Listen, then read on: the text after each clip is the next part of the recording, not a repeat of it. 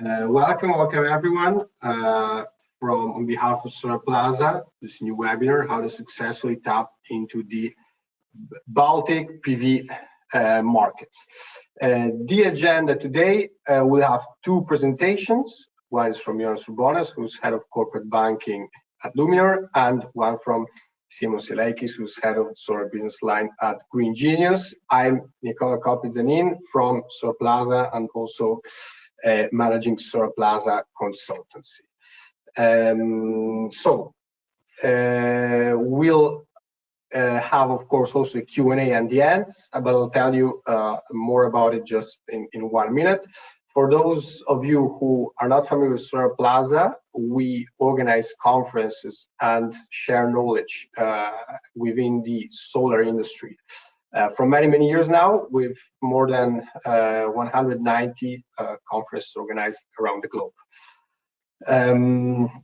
We also have a few lines, one which I'm running Solarplaza consultancy, which is dedicated to IPPs and investors and EPCs looking for new projects in Europe. So we make available projects at early development stage up to RTB stage, if you're willing to co-develop or acquire full project rights. So for that, please feel free also to get in touch with us on our website or with me directly after the webinar. I'm very proud, of course, of our Solarplaza Foundation, where we support charitable projects still, and of course, within the field of PV all around the world. So to learn more also about that, Solarplaza Foundation, we put also the link to the website. And if you'd like to learn more and support, we are very welcome.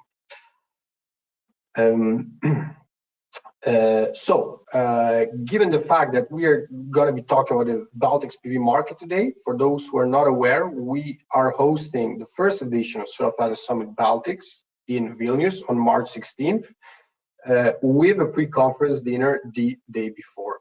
For those of you attending the webinar, we also reserve a discount, a 50% discount with the following code. If you're interested to meet not just the local, but also the international players that are looking to tap into this market, you will meet them on March 16th in Vilnius. Practical notes, we want to make it as interactive as possible, so please send your questions. We'll have a Q&A. We hope to answer them all.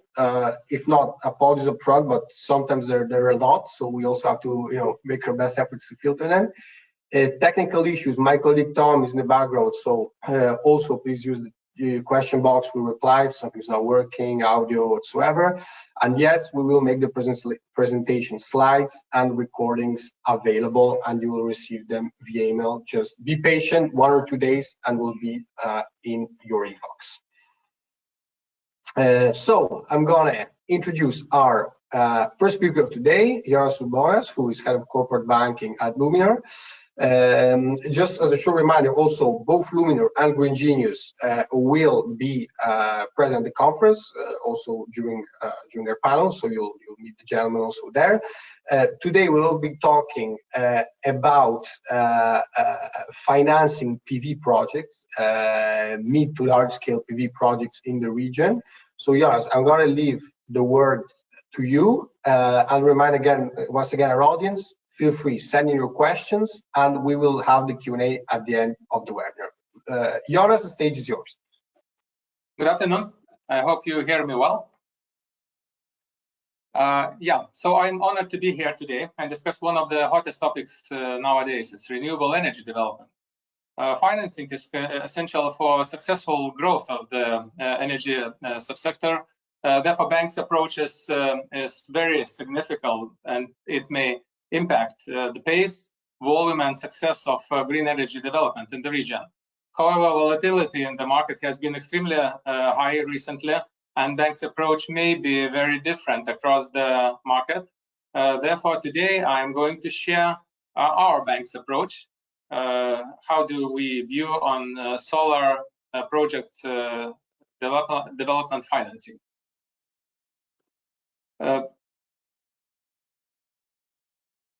Let me wait until control works. Yes. Before entering into solar energy topic, first I would like briefly to introduce the organization I represent.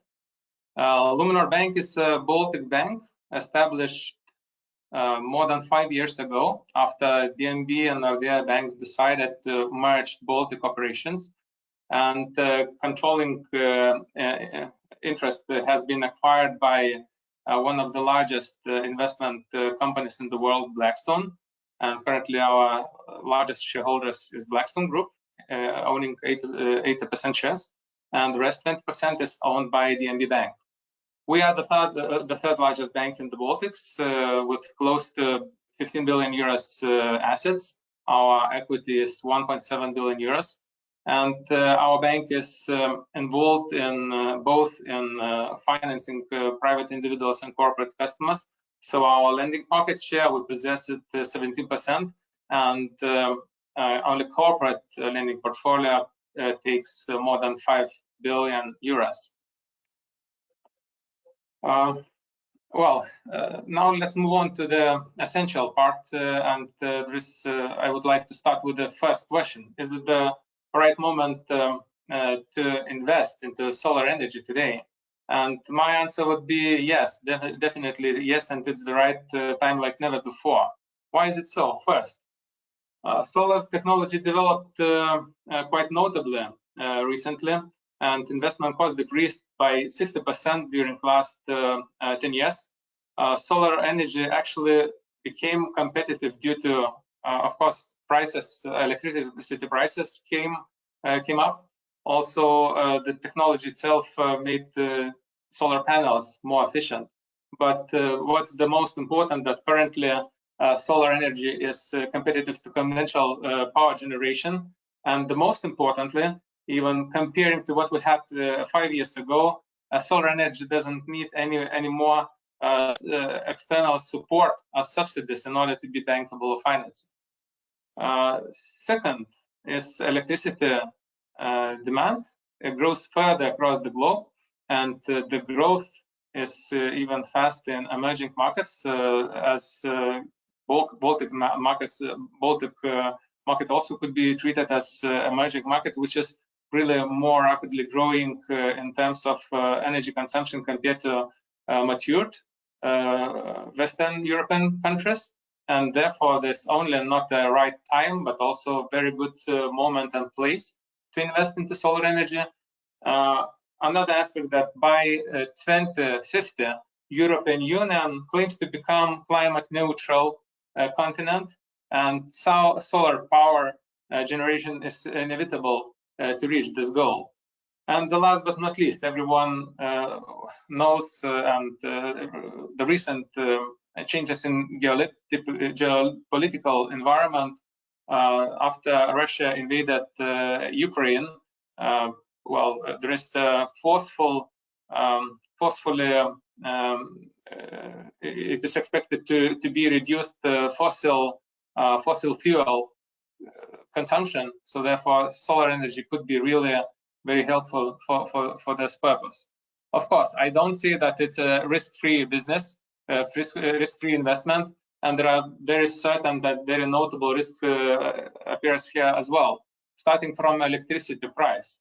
Volatility in electricity price was really extremely high during recent years, and on the right-hand side you can see a graph which shows that starting from 2020, electricity price has increased by 5 times, and actually it is really difficult to rightfully estimate possible investment return. If looking forward to 5 or even 10 years ahead, it's really very hard to estimate what the price could be possible, electricity price could be possible. And since solar energy investments are really long term, that's an issue that has to be solved out, or at least considered. Interest rate hike also was dramatically high. It's, I'd say, even abnormal looking back to recent 10 or even more years, because if we could remember the beginning of last year, we had 6-month Euribor below 0, or to be more precise, it was 54 bips. Currently, we have more than 300 bps. So it means that during a year, interest rate increased by 350 bps, and actually it's not yet an end. So therefore, in such environment, really it requires bigger buffers of equity or cash injections in order to make projects sustainable. And well, there is an increased political risk. There's always different risk across well, different countries. But for example, even taking very close to our country example, very recent one, when 2 gigawatts capacity limitation was introduced in the middle of last year. Actually, it made the investment environment in this particular field very foggy, and still it's not solved out. Let's hope that the government will find a good solution for that, because it's the same as for investors, the same as for the banks. It's not clear how to finance in such environment, and that should be really solved out. In order to mitigate major risks, there are always some instruments could be used for that. And I'll start with the interest rate hedge, which is really helpful to mitigate or even to eliminate the interest rate fluctuation risk. Even taking today's situation, interest rate swap, 5 years interest rate swap, today's price is lower than 6-month Euribor, which is really worth considering to while making a long-term investment project. Also, could be used caps or other instruments, depending on the sensitivity of the project and, of course, on the decision of an investor himself. A cash buffer is often used to withstand negative development of electricity pricing during investment period. Basically, deposit is used in amount of 3 to 6 months. Well, loan 3 to 6 month loan payment amount, and also with the help of cash sweep, more favorable financing structure may be proposed. For example, if there is an estimation or expectation that the electricity price will still be a bit higher during upcoming 2 or 3 years, then more intensive debt repayment could be applied while making it a bit lighter in the future. So cash sweep, and very often it may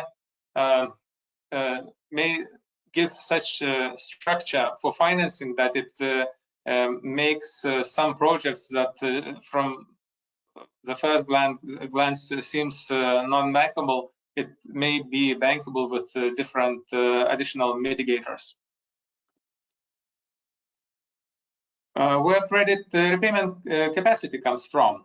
Most common practice in the market is based on PPA or power purchase agreement, but also merchant electricity price could be a base for basing the cash flow of the project. And actually, in Luminor we done in the practice financing based on merchant electricity price. Also, there is another option. It's a mix of PPA and merchant electricity price, when some certain percentage of capacity comes from PPA, and the rest is estimated under the merchant electricity price. And it's very common practice in the market. I think it's Lithuania not an exception. All other regions use the same, that corporate customers very often invest into solar energy, which is needed for their own needs. And actually, in such cases, it's simply cash flows are based, first of all, on the company's core activity generated cash. How solar financing is structured in Luminor. Starting from the equity, which is always very important part for all investments. In Luminor, it's starting from 20%. In order not to be too optimistic, I'd say it's absolute minimum. Actually, the standard one would be about 30%. It depends on very various factors. It depends on the investment per megawatt size. It depends on the developer itself, how experienced in the area is he, and many other aspects. Repayment schedule is up to 20 years. And there is very important aspect to consider is debt service coverage ratio, which should be always above 1.2. And actually, when considering cases based on market electricity market price only, then it's even higher. It's above 1.3. Also, there are some preconditions for projects to be bankable or financed that they are necessary to be met. So first is equipment manufacturer and key contractors must be reliable. So equipment, we in a bank, we use, there's a producers tier 1 list, which has to be checked. And actually, in case it's not in the list, we as a bank, we would not be eager to finance such type of project. On the other hand, the contractors also should have adequate experience in the field. Another aspect is one of the most important, actually, when considering solar project investment. It's developer himself. What is the experience in the field? And the more experienced developer is, the more flexibility could be obtained while structuring the deal. I mean that yes, we have some certain rules, but always it is easier to find agreement or compromises with a very experienced developer. And of course, all permits should be in place.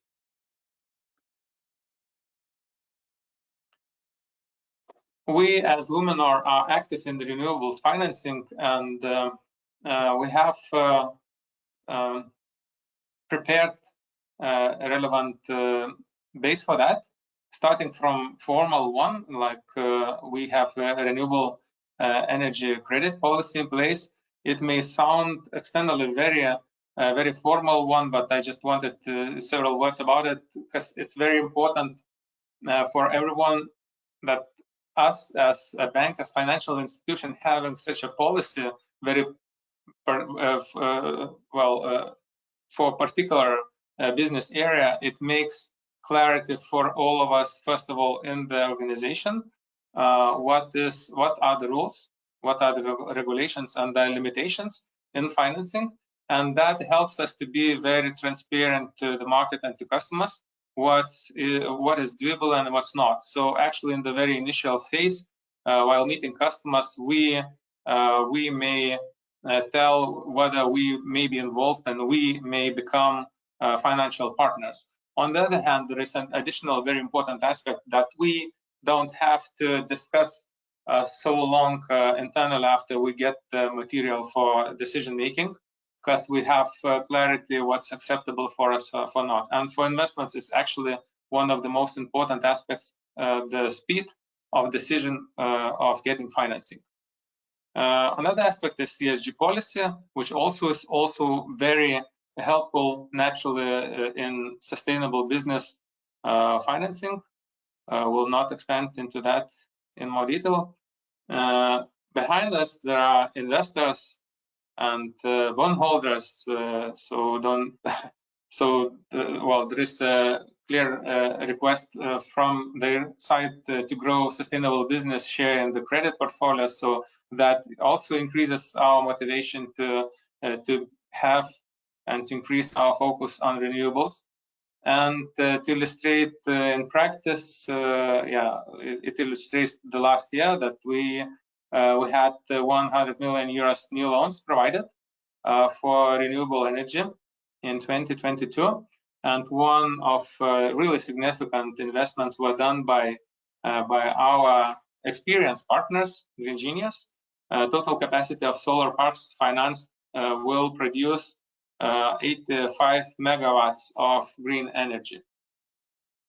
So this is briefly it for now. So thank you for your attention. I'm looking forward to your questions.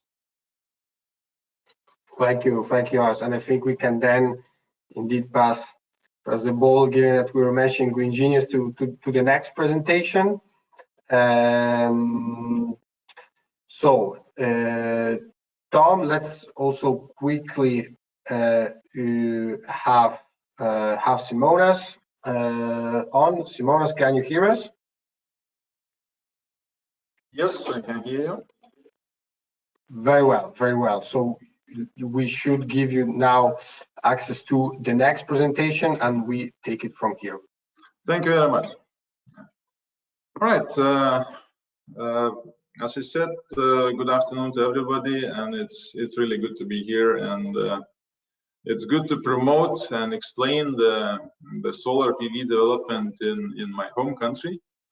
Nevertheless, it's being the home country, Lithuania, being a home country for Green Genius, it is still quite a small market, let's say, for us, because we are working in 8 European countries and successfully developing the solar PV in Spain, Italy, Romania, Poland, and other countries. And yet, of course, we have the presence and quite a strong standpoint in the Baltics, especially in Lithuania. I will try to explain the specifics of this market because, of course, to some developers from the larger European countries, it might seem as a small market, which is to some extent true. But it's also very, very, very interesting and very fast growing and developing. And thanks to the partners of ours like Luminor, like Jonas, we have been able to finance our development here in Lithuania successfully last year. You can see the picture of one of our power plants built in Lithuania. And I will go further on. We'll explain a little bit of what is it, the Baltics market, and where we are working. This is the information, the general information about the energy system of the Baltics. I don't know, maybe some of you know that we are still working synchronously with the IPS-UPS system. However, there is a huge project under the development and implementation of the TSOs of the 3 countries, Estonia, Latvia, and Lithuania, to synchronize our energy system with the continental Europe. And we have quite a strong interconnection in the region between all 3 countries, quite well connected as well with the Scandinavian countries and Poland. Yet some of the connections need to be still built, and the officials of the transmission grid operators are still aiming to finalize this project by 2025. We hope it will happen, which will bring more security to the regional energy system. And of course, we are looking forward to that. As you can see from the graph, the countries between itself, Latvia, Lithuania, and Estonia, are quite well connected, and there are good possibilities for development of the local generation, which I would like to go on and explain a little bit of how does it look for solar PV in the Baltics. If one would ask what is the, or is there at all efficient to build the solar PV in the Baltic countries, here is the indication of what efficiency of the solar PV output we can get in our countries if we estimate the fixed structure, then we are talking about a little bit above 1,000 kilowatt hours of kilowatt peak installed, which is quite good comparing to, for example, countries like Poland. This is not much worse, or more or less the same as in the northern part of Poland. We as Green Genius are mainly designing and constructing our plants using the one-axis tracker systems. So we are able to reach even 1,250 hours efficiency of our power plants, and we are quite happy about this generation. Here in Lithuania, in Latvia and Estonia is a little bit less, but more or less the same efficiency of the generation might be achieved. If we are talking about the installed capacities in the three countries, so by the end of last year, according some data from Solar Power Europe, we didn't have much of the capacity installed. However, there are really quite significant numbers coming, because huge portfolios are under the finalization of the development of the authorization as well as under construction. And yeah, here on the right side there is just an indicative illustration of the potential depth of the market, where we can see that the combined capacity or combined demand would represent close to 30 terawatt hours yearly in the three Baltics, while if we estimate the generation of the installed capacity by 2022, it's obvious that it's quite a lot of room yet left in those markets to be installed for solar PV. Further on, I will compare a little bit more Latvia and Lithuania, where we as Green Genius are active developing the solar. And first of all, just the simple facts of the comparison of two countries. The area of Latvia and Lithuania is more or less the same or similar size of the countries. What made us very happy and fast moving couple of last years is or was the time to market, comparing to the other countries where we also have the development of the solar PV, for example, Italy or Spain, where we are talking about like 4 years lead time from the acquisition of the land to the ready to build point of the projects. Then in Lithuania, that was at the beginning even 9 to 12 months. While now it becomes a little bit more tricky, I will explain later on. But still, I think if we are comparing to the larger European countries, then the time to market of 2 years or from 1 to 2 years is quite good for the developers. In both of the countries, we have, of course, obviously one transmission grid operator, but what is different from the larger European countries, we have only one distribution grid operator, the same as Lithuania, the same in Latvia.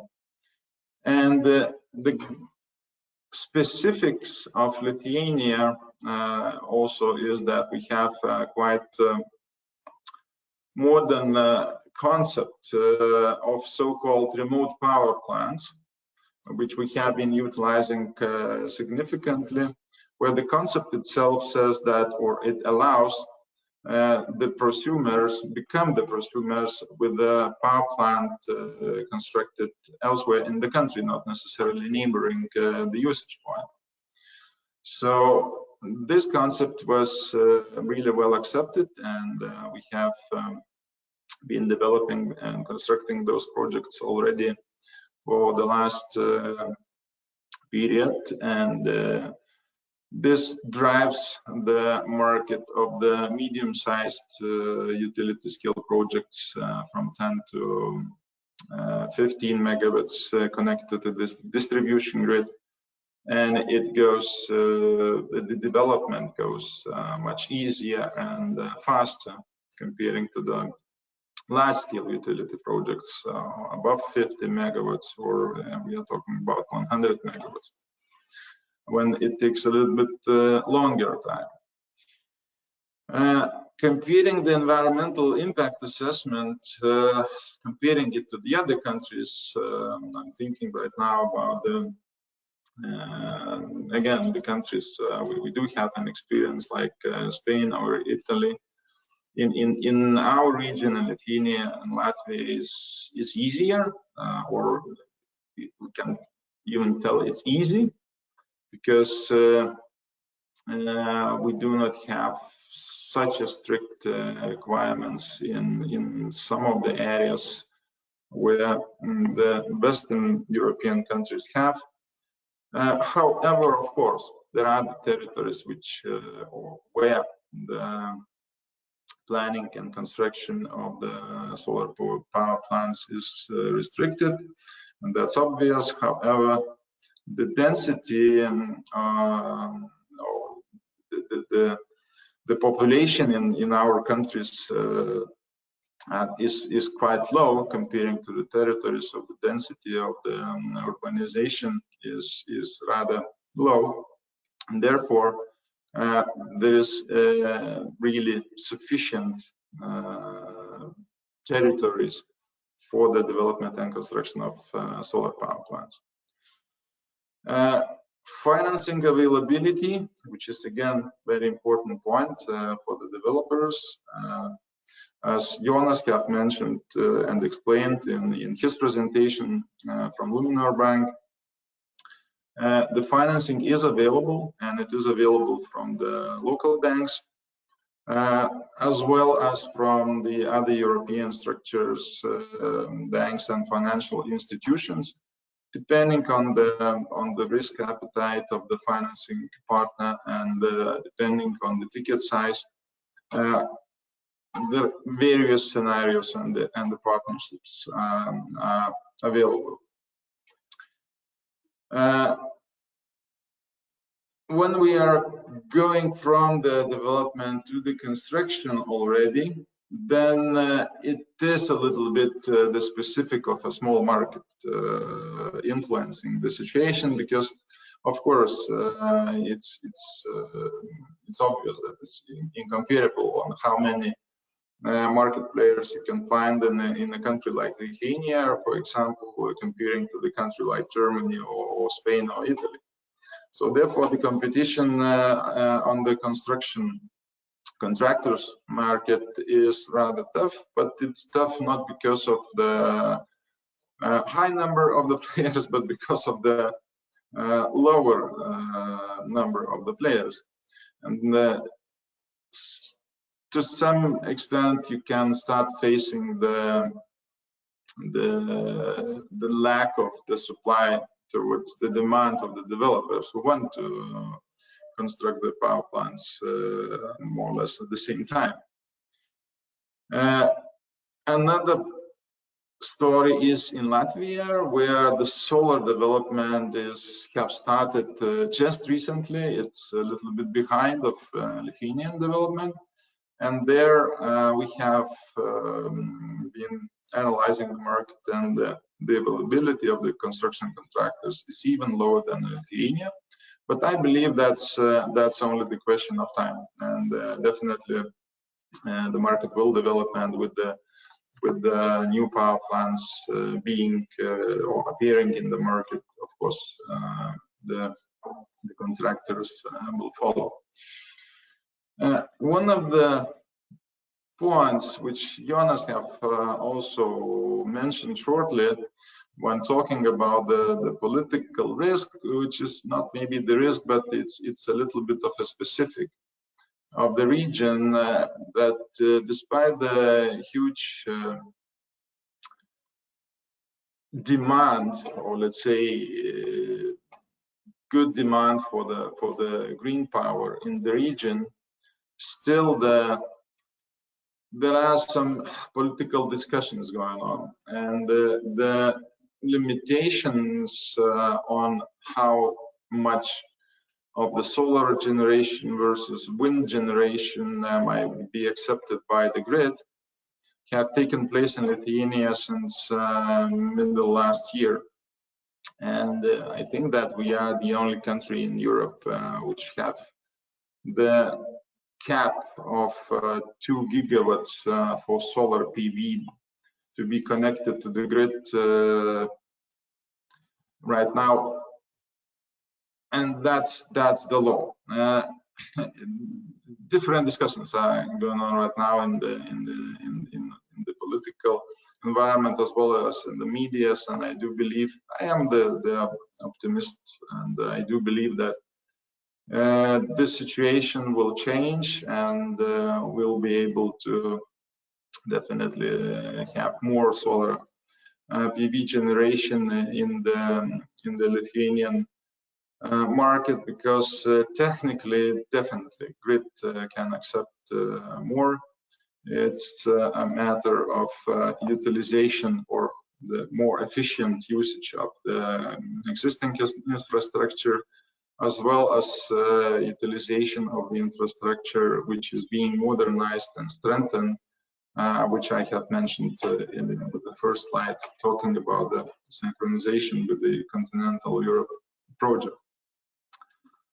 In Latvia, there is no such cap, and therefore we have also started our active development in Latvian market recently. As for the comparison, again, of those two countries, some technical information or practical is that it is different in the different countries, that for securing of the connection to the grid, the developers need to place the deposit for the grid operator, so it should be guaranteed for the time of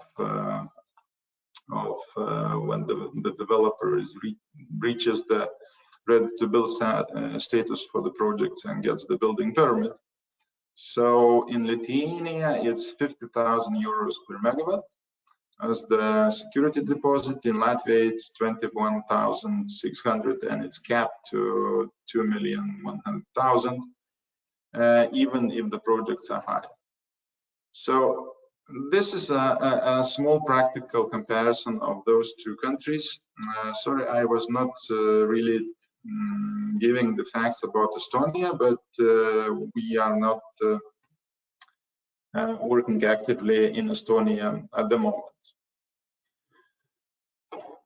What I can tell you is that, of course, in those 2 years from 2020 to 2023 already, the markets of Lithuania and Latvia being very fast, very efficient, and authorizing the projects with the super good speed have been crowded, of course, and they are facing the huge number of the projects being developed. The developers are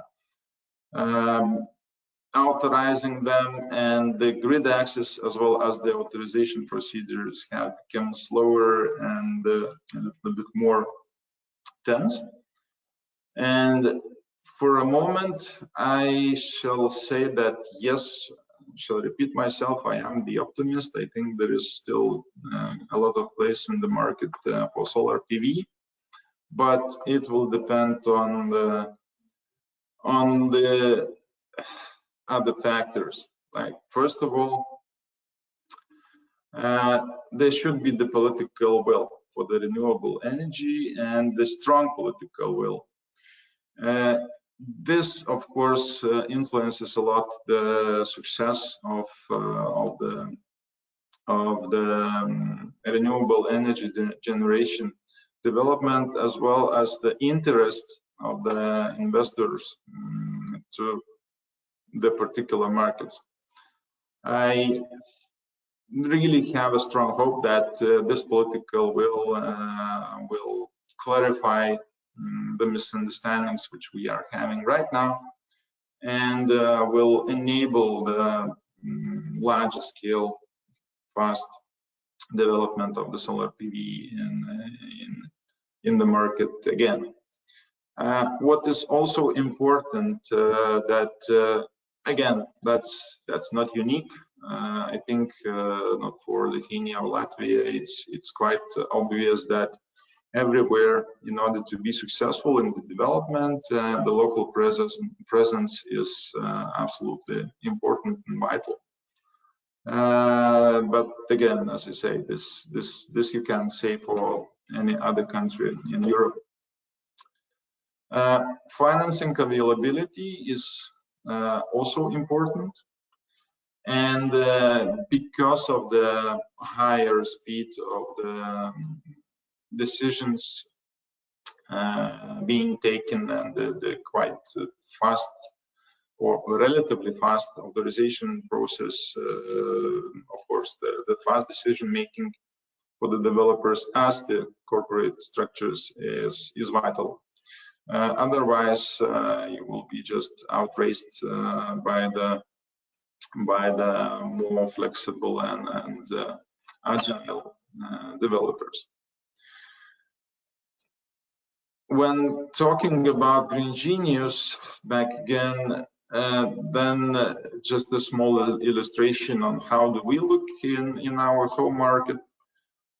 So in Lithuania, we have 36 megawatts of operational assets, which is gonna be grown by 140 megawatts of the assets which we will energize by the end of this year. The majority of those projects are medium-sized, as I said, starting from 3-4 megawatts up to 12-13. And we have also the pipeline of a little bit more than 300 megawatts of the larger scale projects, which will take a little bit more time to design and to connect to the transmission grid, and we plan that for 2024-25. All in all, in Lithuania, by 25, I believe that we will have a little bit more than 500 megawatts, or half a gigawatt of the operational assets. And Latvia, our recent acquisition is 100 megawatt power plant in the very late stage of the development, which I believe that we will start construction already by the end of this year. And we have 300 megawatts of the early stage project in the pipeline, which we are going to construct by 2025.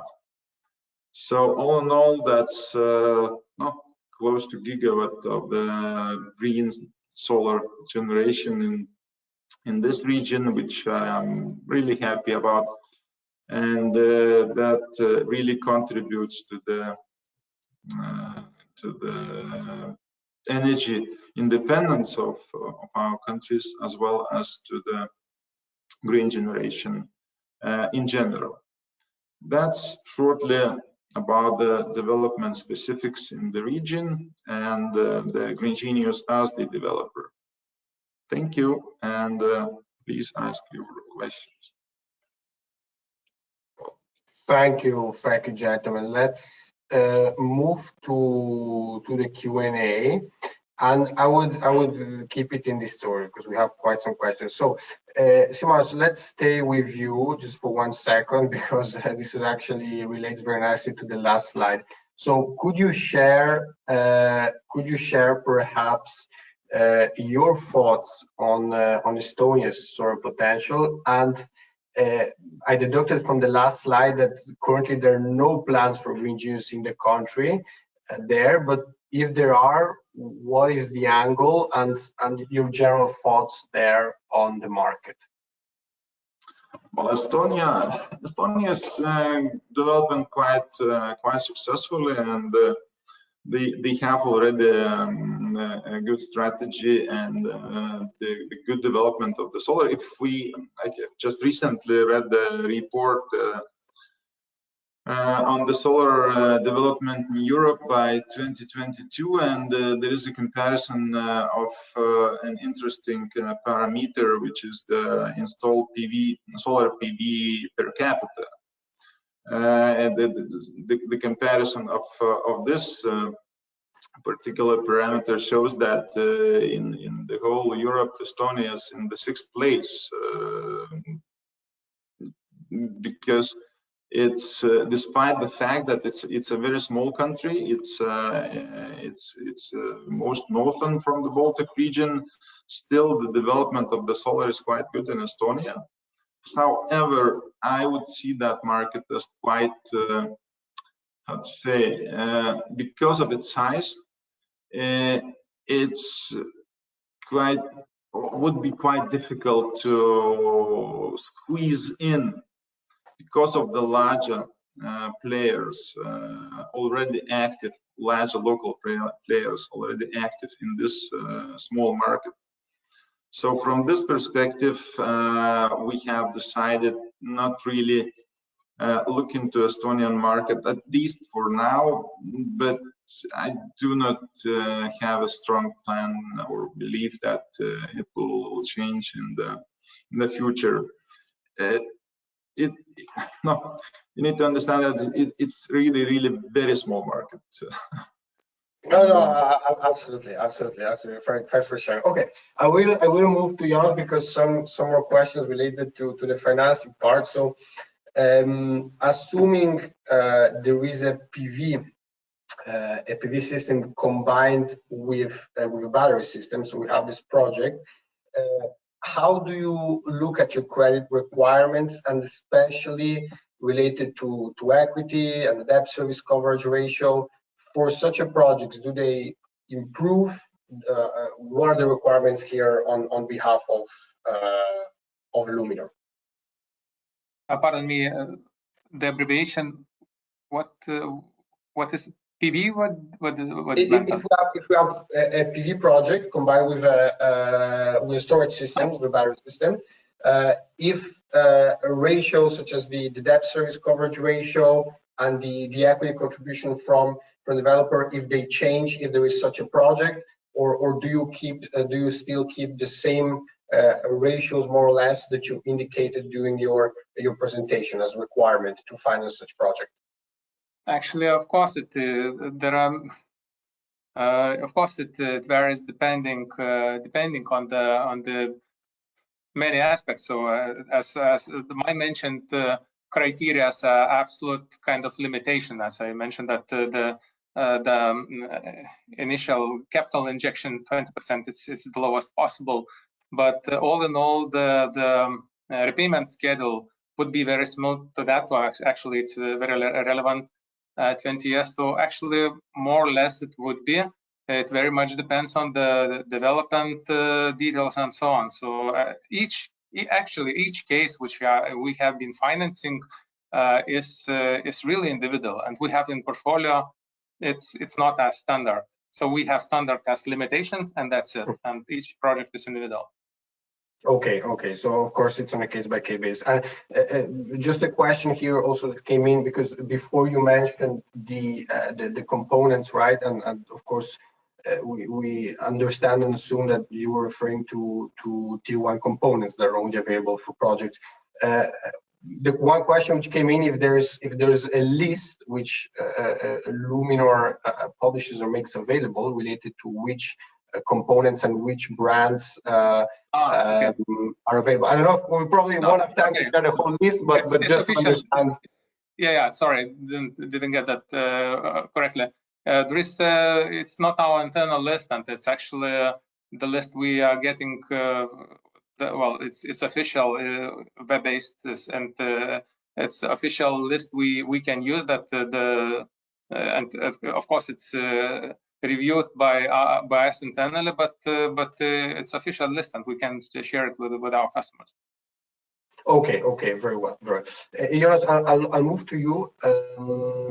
Sorry, from you to Simonas, because before we also touched upon the topic of the grid, and could you perhaps share if there are any code penalties?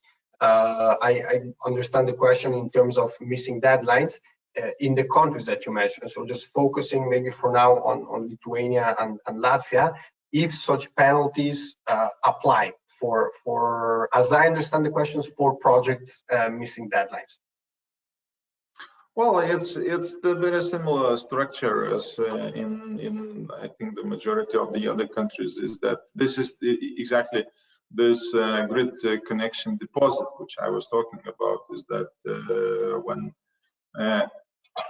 signing the capacity reservation with the grid operator and depositing in Lithuania 50,000 euros per megawatt, in Lithuania and Latvia 21,000 euro per megawatt, you are given the certain period of time to finish the development, construct and connect the power plant.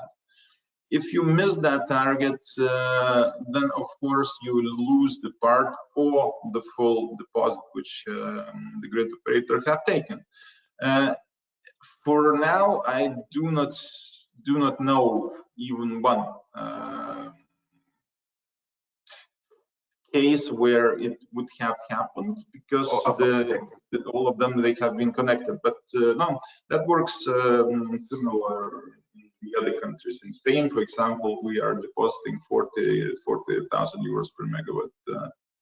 In Italy, a different structure, but that's the obligation which I think you have been asking. Of course. And then, unless we're staying with you, I'll try to blend two questions in one related to procurement.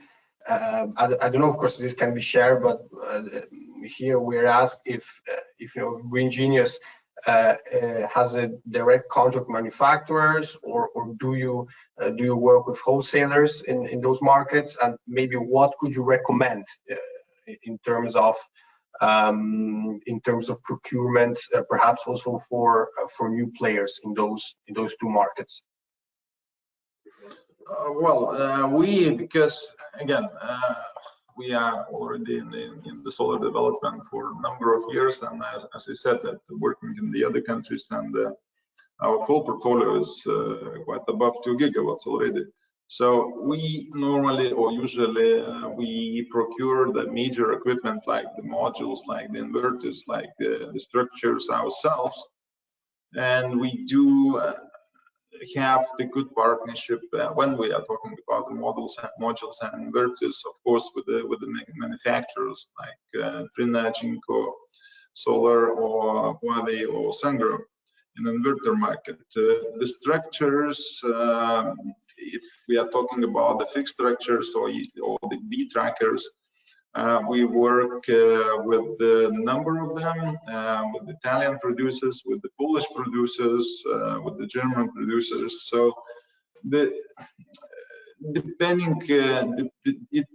depends on the scale, I think, and even every new entrant into the market needs to decide on himself or herself on how he wants to manage this. The deliveries or the partnership with the manufacturers is possible. It depends on the scale, on the sizes, and the deliveries are okay. The models might be delivered even to Klaipėda port with no problem if needed. Very well. And we'll wrap it up with a final question for Jonas, related to the financing structure here. So, assuming there is a financing for 20 years in place, what kind of PPA term and duration are you looking at in terms of preference as offtake agreement to make such project interesting? Actually, it shouldn't be less than 5 years. Natural practice is 5 to 10 years. Could be shorter, but that it's not a standard case when we should find additional mitigants. So I'd say that the minimum 5. Okay, minimum 5. Very well, very well. So I will round up the Q&A with this final question. So Simonas and Jonas, thanks for sharing your knowledge and thought.